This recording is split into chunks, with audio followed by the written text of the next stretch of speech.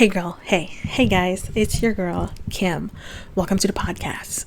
Today I'm going to share with you what it's like being a nurse here in the US, what made me become a nurse, the pros and cons of nursing, stuff like that. So basically, nurse life. Okay, so what made me become a nurse? I never actually thought I'll become one because when I was a kid, I thought I'm going to be a veterinarian because I love animals so much. And then in high school, I listened to a lot of radio, and I thought being a radio jock was a lot of fun. And then eventually, senior year of high school rolled in, and I had this talk with my mom about college and my future. And then back then, there was this I guess it was in the news where they kind of like have this career prediction type of thing, like in the next 10 years this is a hot commodity job, and one of which is nursing. And they're saying like, oh, in a couple of years a lot of nurses will retire, there will be staff shortages, blah blah blah. I mean, we're still short, but anyways, back then, my auntie's a nurse and my brother's pursuing nursing, so it's kind of like a no-brainer for me. So I'm just like, all right, sure. And I also wanted to study in the city, and so I was just like, yeah, okay. And since like looking back now, it's not like I did an internship in a pet clinic or a pet store. And I feel like if I did pursue becoming a vet, that I would hate it, and my love for animals will be gone. Cause like, I don't know. And then I was just like, you know what? Till I decided what I want to do in my life, I'll go to nursing school. And I feel like a lot, at least in my generation, I feel like a lot of my friends, nursing is not our top one pick, but we're out there trying. So yeah, I have no clue what a nurse does. Like, I've never been hospitalized. I've seen my mom in the hospital and my grandpa, but I have no clue like the extent and amount of work ahead of me.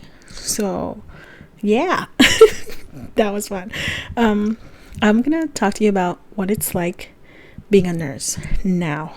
So for me, it's a lot of fun. It's definitely challenging. I met a lot of true people in the field that's still part of my life. And you definitely learn something new every day. So that's a plus. Career-wise, like I said, it's stable, and there's so many fields in nursing you could go. Like, you could specialize in one area, or like you can move up the management ladder if you're into paperwork or pushing papers. There you go. The upside of being a nurse is it's nice to see when your patient gets better, and we definitely see the good and the bad of the situation and the person that we're taking care of. The downside is that it can be sad, especially when you see your patient deteriorating or actively dying, or worse, dead. There's so many paperwork involved, and then you gotta contact the family, you gotta contact the doctor, you gotta contact the organ donation people if they're an organ donor, and then there's so many stuff going on at the same time, and you're also taking care of like 4 or 5 different souls. So it's a lot of work. So you just gotta accept, like, when your patient dies, you just gotta accept that when it's their time, you gotta learn how to let go, don't be too attached, and you can only do so much. So yeah. So since I'm an international grad, I'm gonna talk to you a little bit about paperwork. There's gonna be a lot of paperwork involved.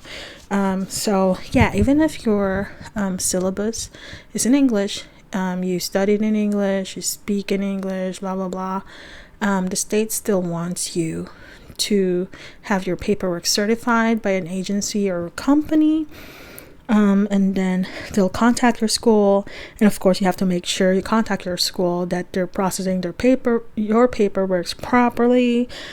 And there's going to be a lot of follow-ups and a waiting game, and then so that was like before. And then the other bit would be you choosing your state board you want to be licensed on, and different state boards require different things, but I think across the board they want a fingerprint now, so there's like a live scan if you want to apply in your state. And then I think they still do the card thing if you want to go to a different state but you live like the card fingerprint thing is like when you live in a different state but you're applying for a different state boards, stuff like that.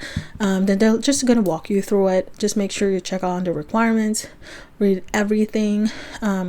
Some boards do require you to have like a TOEFL, like a English proficiency exam, and they want you to score a certain amount in order for you to move on to processing your paperwork. And then what else? There are some state boards, like if you failed 3 times, you gotta have to do a remedial. There are some state boards you can take the test, the nclex, as many times as you want. So it's really up to you. So choose your boards wisely. Speaking of like exams, there's gonna be a lot of like companies offering different types of services. Like there's Kaplan, if you like a really fast like a quick review about everything. It's a 3-day course. Before it was like I think $600 or so. It's a lot of money, but they have really good customer service though. The next one is Hearst. Hearst is more affordable than Kaplan, I think, but I think they're getting quite expensive. But still, it's, I think, I'm not sure if it's like a week or 3 days, but it's quite extensive too. And you can do online or the live one, or attend a class in real life. So that's really nice. And then they also have like Q&As. They give you a book and stuff. But it's kind of like if you attend a live class but you already done the online one, it's kind of like all rehearsed. I know it's kind of punny, rehearse when you do attend the live one, but it's nice.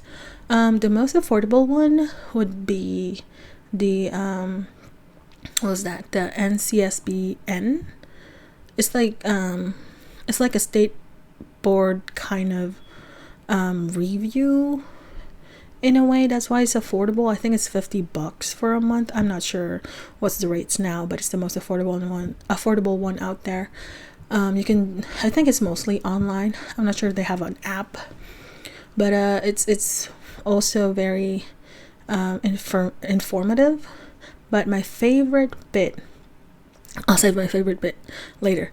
There's also like some books, like Kaplan have their own book, and then there is Saunders. Saunders is also very informative and very extensive.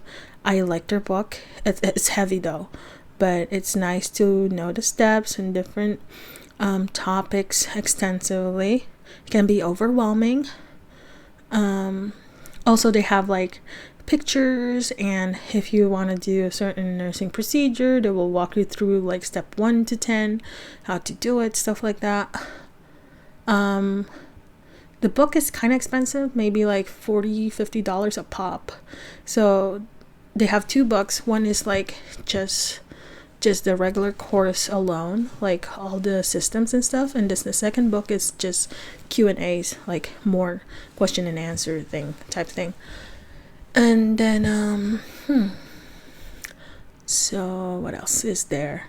Oh yeah, my favorite bit is U-World, as in you, just you, letter U, and world, as in the world. U-World, I feel like is the most like closest thing you can get, like the closest one you can get as if you're actually taking the NClex test. And their class is also extensive. I'm not sure if I got the book or I just read it. No, I think it's mostly Q&As.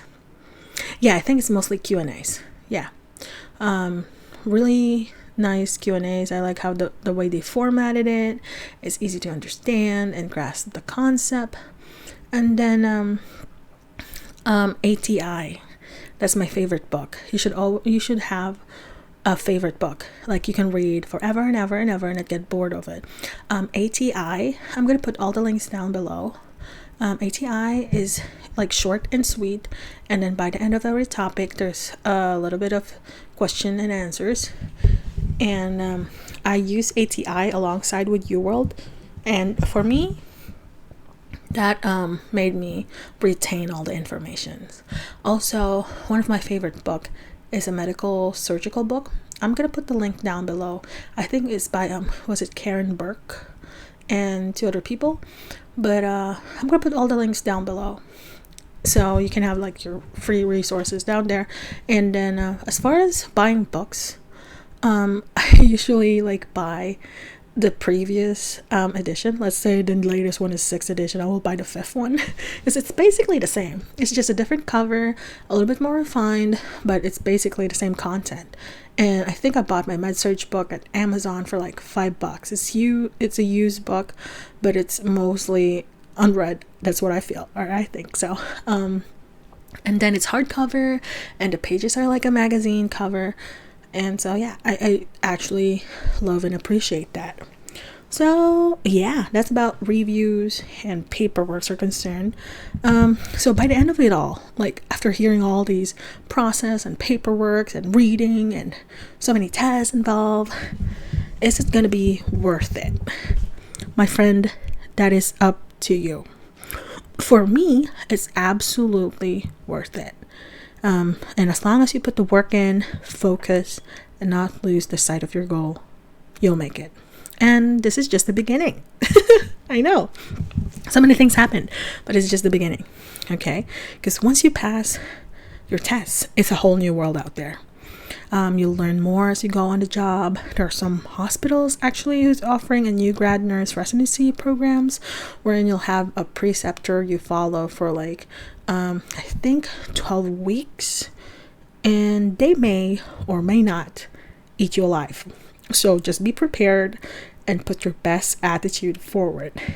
And as far as dealing with like people and stuff, like it's just, I feel like it's just like any other customer service job. Like, be professional, firm, yet polite, listen to their needs, advocate for your patient, and if they're being difficult or confused, reorient them and remind them why they're there, what kind of medications you're about to give, and the test they're about to do. And trust me, you'll meet a lot of all sorts of people out there in the field. So just remember to be mindful and kind, because we'll see them in their most vulnerable time. Okay, so that's a wrap for today's episode. If you're a nurse, please do share your experiences down below if you want to. And if you're a nursing student, or if you would like to become a nurse, I hope you find this episode inspirational. Okay, or I don't know, whatever. Let me know what you think down below. Once again, thank you to my sponsor and homeboy Julio for making this podcast possible. Don't forget to like, subscribe, and click the bell to be notified whenever I upload. And so yeah, see you on the next episode. Ciao for now.